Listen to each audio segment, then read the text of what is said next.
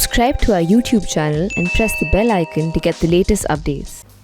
The Aam Aadmi Party's Tiranga Yatra in Ayodhya shows two very important facts. One, Arvind Kejriwal's desperation to expand beyond Delhi, and two, in equal measure, his lack of imagination as to how to do it. On Tuesday, Delhi Deputy Chief Minister Manish Sisodia and Sanjay Singh, who's Aam Aadmi Party leader, took out the yatra in Ayodhya, and the Deputy Chief Minister of Delhi went to the extent of saying that Ram Rajya is the best form of governance. We will form a government that will govern on ideals given by Lord Ram, the Deputy CM said. We take the blessings of Shri Ramchandra ji, will raise the tricolour and will teach real nationalism, he added. Now, with less than 3 years to go for the Lok Sabha elections, all opposition parties are vying among themselves to lead the charge against the BJP, against Narendra Modi and Amit Shah. And Arvind Kejriwal knows very well that time is fast running out if he wants to be a front runner in leading that charge. And for that, he needs to expand his base beyond Delhi. He cannot seem like limited to just one state, and a state which really, more than having any electoral or political heft, is merely symbolic as far as holding it is concerned. But to do so, what Arvind Kejriwal is doing is combining nationalism and patriotism, which is a trope that the BJP has always followed, which is a trope that the BJP has mastered. And all of this Tiranga Yatra, the Deshbhakti curriculum in Delhi, sort of installing flags across Delhi, all these are part of that paradigm. And all this high decibel Tiranga Yatra, hyphenation of nationalism and religion, hyphenation of nationalism and Hindutva is precisely part of that. But the Aam Aadmi Party is far more creative than that. For a party that captured the imagination of the masses to storm to power in Delhi based on an agenda which other political parties had not been tapped into, this is dismal lack of imagination to be following the BJP blindly and to be aping the BJP blindly. Just look at how the Aam Aadmi Party is planning this. As I said, now they're talking about Ram Rajya, they're talking about Ayodhya, they're talking about Tiranga, they're talking about a Deshbhakti curriculum. And all of this is something that the BJP has already done. Sure enough, the BJP has changed the grammar of Indian politics. What it has done is made religion and nationalism important cornerstones to the extent that all opposition parties have been forced to speak in this language.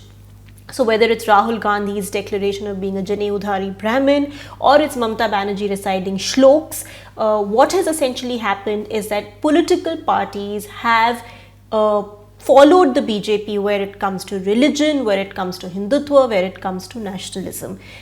But there are limitations to this, and this is unwise, this is imprudent, and this is not beneficial, because this is always going to be BJP's strength. And any political party which tries to mimic or imitate this will merely be playing catch up, and that's what it seems like for Arvind Kejriwal now as well. Instead of sort of imagining a new conversation, instead of imagining a new grammar in politics with which he can take on Narendra Modi outside his turf, outside Kejriwal's turf, outside Delhi, he's following the same trope. And what happens, as I said, with this is that you just end up looking like mimics of the BJP instead of providing a real alternative. When Arvind Kejriwal was voted to power, or he has been voted to power for consecutive terms, it's not because he's seen to be a good Hindu. It's because he's brought some freshness to politics. Just look back at Arvind Kejriwal's style of politics. He sort of espoused the cause quite literally of the Aam Aadmi. He made corruption, people's government, good governance a cornerstone of his politics, and these were something which captured the imagination of the voters. He came across as this self-made Aam Aadmi who was fed up of the system and quite literally was picking up the broom to clean it up. And that's what made him so endearing to the voters and to the masses in Delhi, to the extent that Modi and Amit Shah, the popularity of Modi and the might of Amit Shah, have not been able to dislodge Arvind Kejriwal from Delhi. So that is the extent of the impact of the Aam Aadmi Party's boldly imaginative politics that it has followed so far. Never mind that their governance might remain amateurish, but their politics has been smart and has hit the bull's eye.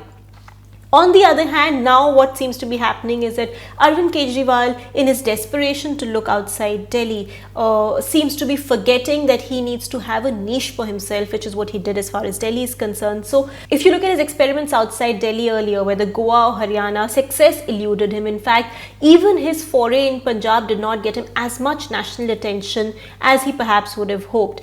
Now he knows that in the next few elections, he needs to make his mark. So whether it's Uttar Pradesh, whether it's Goa, whether it's Punjab, or whether it's Gujarat, Arvind Kejriwal knows, and he's smart enough and not over ambitious enough to know that it's not about winning sizable seats in these elections. It's just about putting up a credible performance so that you don't look like you are just restricted to one state and you have nothing outside that. And if you look at all other opposition leaders, whether it's Akhilesh Yadav in UP or Mamata Banerjee in West Bengal or Tejasvi Yadav in Bihar or Jagan Mohan Reddy for that matter in Andhra, all of them are one state wonders, yes, but all these states hold far more electoral and political heft than Delhi with its mere 7 seats. So Arvind Kejriwal knows he has to go beyond Delhi, but he should also know that the path to that is not the path much taken by the BJP already, and which is blindly anyway being followed by Congress and other parties. Opposition parties have swung from flirting with soft Hindutva to brandishing a fairly overt version of it, and none of this seems to be enough to take the BJP on. For the Aam Aadmi Party, which showed such a bold innovation in politics, it seems a bit disappointing that there is not a new conversation that they can come up with outside Delhi. Arvind Kejriwal will be lapped up by masses or will be lapped up by voters outside Delhi if he comes up with something unique, just like he made a unique selling point to the voters in Delhi. And that is what will give him the much national fillip, catapulting him into the national scene, not merely just furthering this cocktail of Hindutva and nationalism, which, as I said, Narendra Modi anyway excels in. For more, you can log on to our website, theprint.in, to read my column Politics.